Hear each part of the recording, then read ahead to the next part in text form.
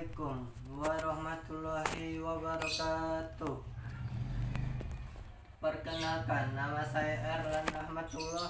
NIM saya adalah 06121382025058. Jurusan FKIP Teknik Mesin Industri. Saya membuat video ini untuk memenuhi tugas UAS saya di MK Perkembangan Peserta Didik atau PPD. Dengan dosen pengampu saya adalah Ibu Nopriyanti dan Bapak Elfahmi Dwi Kurniawan sebagai dosen pengampu saya.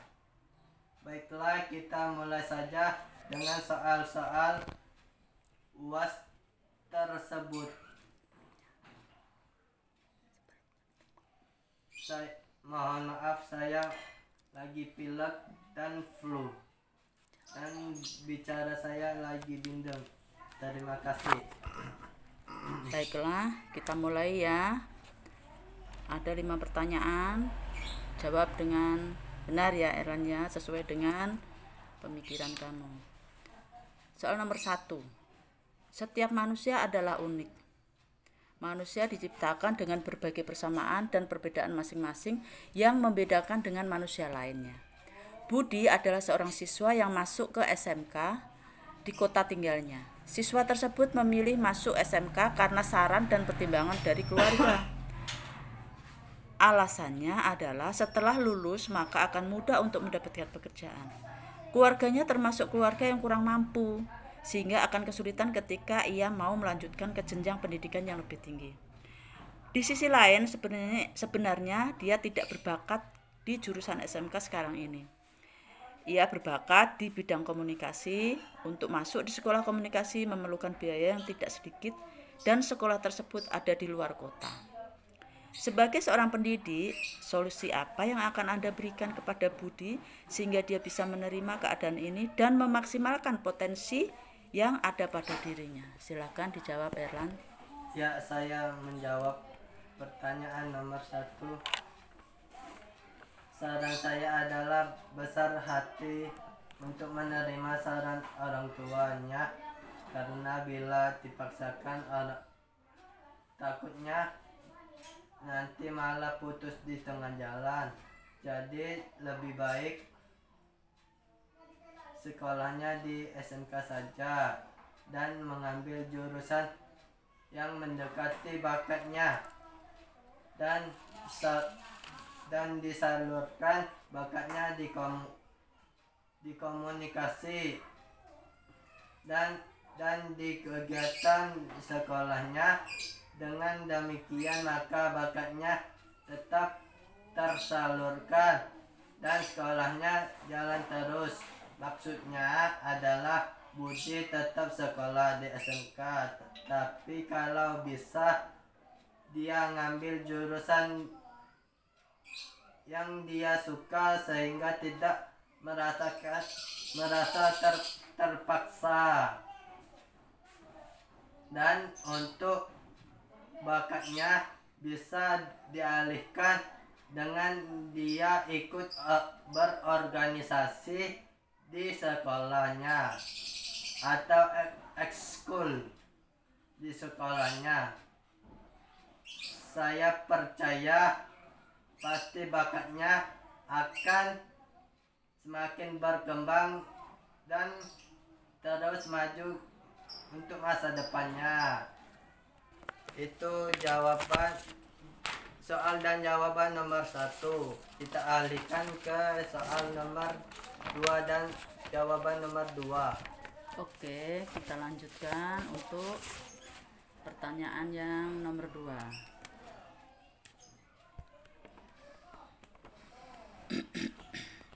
Oke, siap ya Erlan ya. Seorang siswa, sebut saja namanya Andi, merupakan seorang siswa SMK di sebuah kota besar di Pulau Sumatera. Ia merupakan seorang yang memiliki bakat di dunia teknik. Hanya saja ia orangnya tidak percaya diri, pemalu, overthinking. Ia selalu ragu akan keputusan dan tindakan yang ia buat. Ia takut keputusan yang ia buat akan ditolak oleh orang lain. Sebagai seorang pendidik, solusi apa yang akan Anda berikan kepada Andi sehingga dia bisa menerima keadaan ini dan memaksimalkan potensi yang ada padanya? Silakan. Ya, saya jawab. Saran saya adalah ke Andi, karena Andi ini orangnya berbakat, maka tetap lanjutkan sekolahnya dengan bakatnya yang dia punya, maka buang jauh-jauh rasa kurang percaya diri dan mulai bergaul atau mengikuti organisasi di sekolah. Maka dari itu dia akan membuat dia jadi berani dan tidak malu lagi dalam pergaulannya. Dengan ikut berorganisasi di sekolah, maka akan menumbuhkan rasa percaya diri di dalam tubuhnya dan gali terus bakatnya, maka insya Allah kedepannya akan berhasil dan berkembang.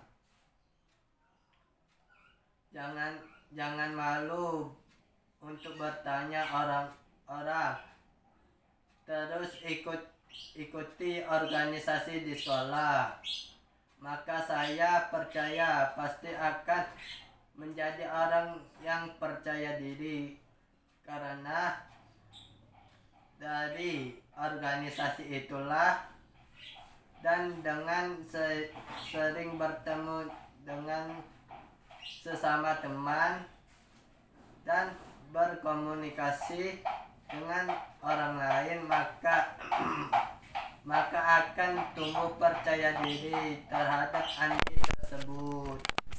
Itu pertanyaan dan jawaban nomor 2. Ya, kita alihkan ke nomor 3 dan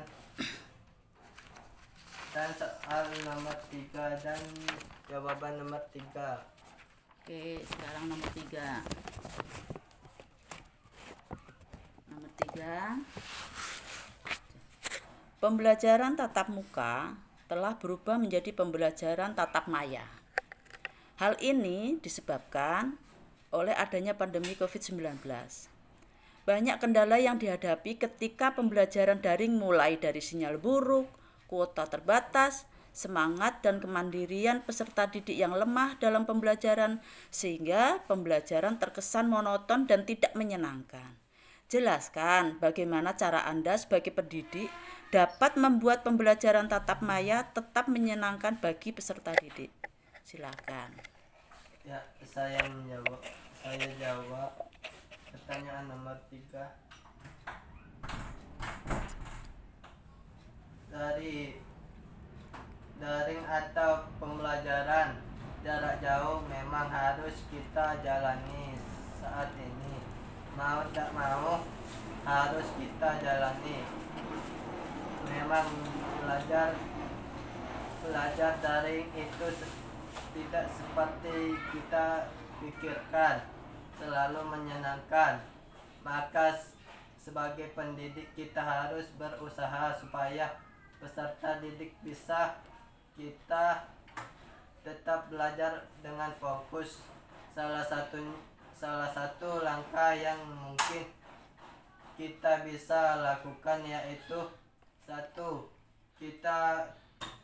Kita tetap memberikan penjelasan tentang belajar, tetapi mungkin di tengah-tengah penjelasan itu bisa kita disisipkan dengan cerita sedikit lelucon atau bercanda, sehingga peserta didik itulah tidak bosan, atau kita selingi dengan diskusi atau permainan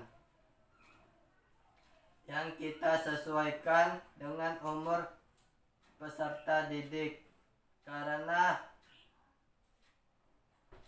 tidak mungkin anak SMK kita ajak bermain seperti anak SD yang lainnya.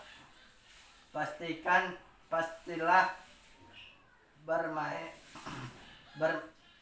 permainannya juga untuk anak SMK atau diskusi kelompok. Kita harus beri waktu untuk mereka untuk berdiskusi. Dengan begitu mereka tidak bosan dan itu juga akan memberikan pembelajaran yang sangat menarik untuk mereka.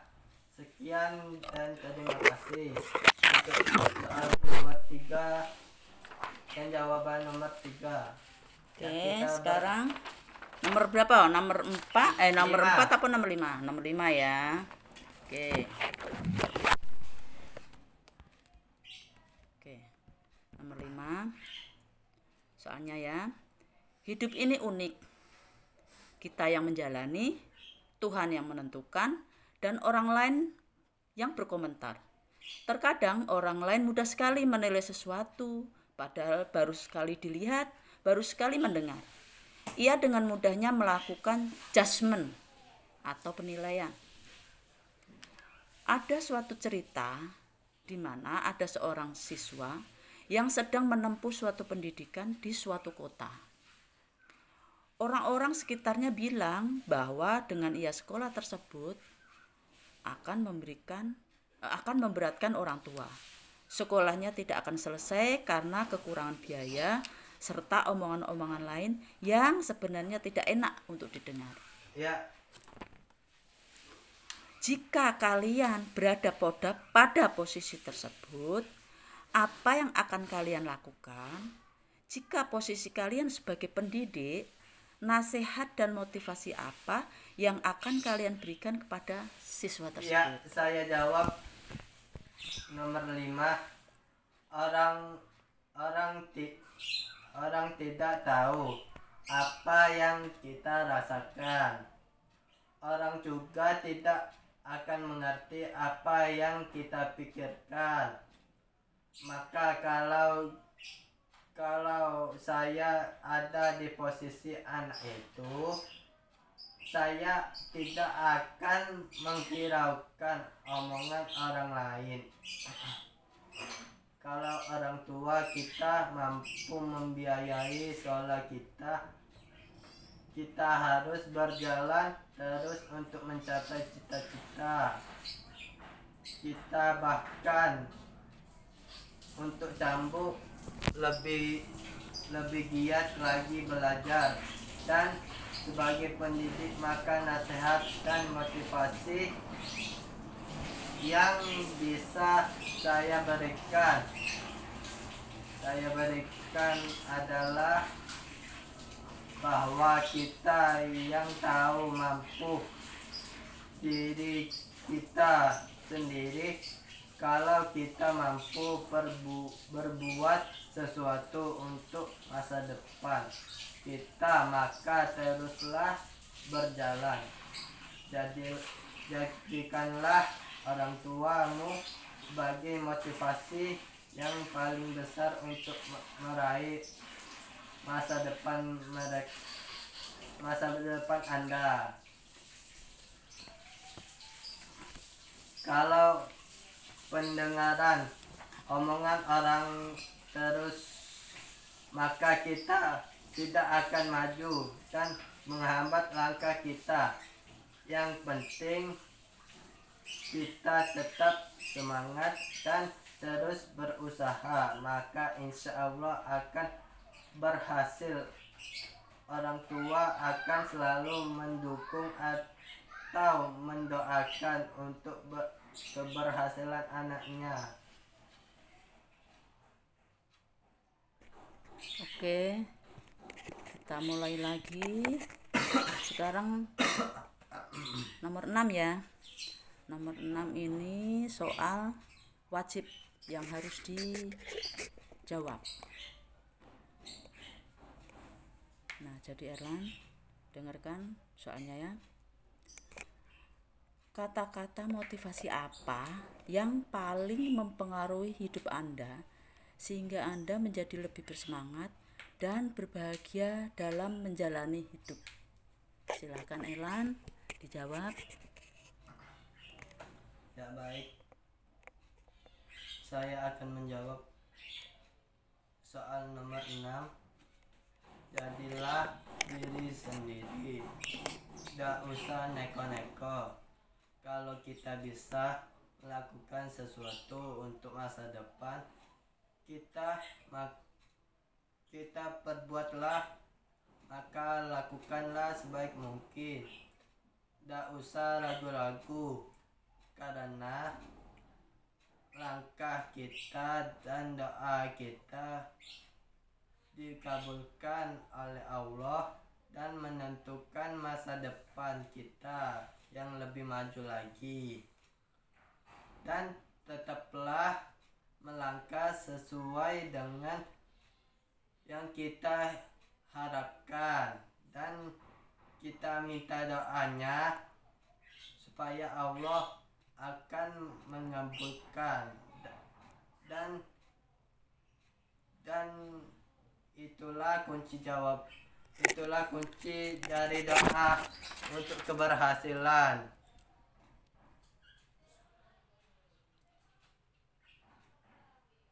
Dan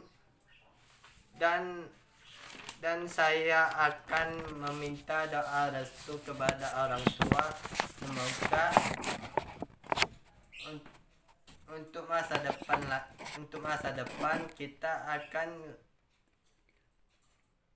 berjalan lebih baik lagi untuk masa depannya. Dan saya tutup dengan demikian jawaban dari saya. Berharap dari jawab soal-soal dan jawaban tersebut bisa memotivasi saya, terutama saya, untuk lebih maju lagi dan lebih bersemangat lagi dalam belajar. Dan saya tutup dengan billahi taufik walhidayah. Wassalamualaikum warahmatullahi wabarakatuh.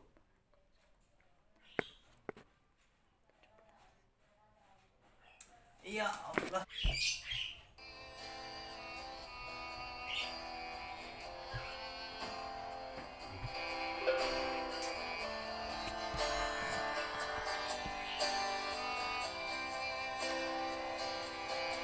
Segala yang ada dalam hidupku, ku sadari semua milikmu. Ku hanya hamba-Mu yang berlumur dosa. Tunjukkan aku jalan lurus-Mu untuk menggapai surga-Mu. Terangiku dalam setiap langkah hidupku, karena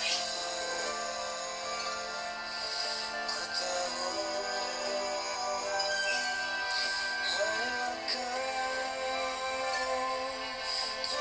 Tuhanku.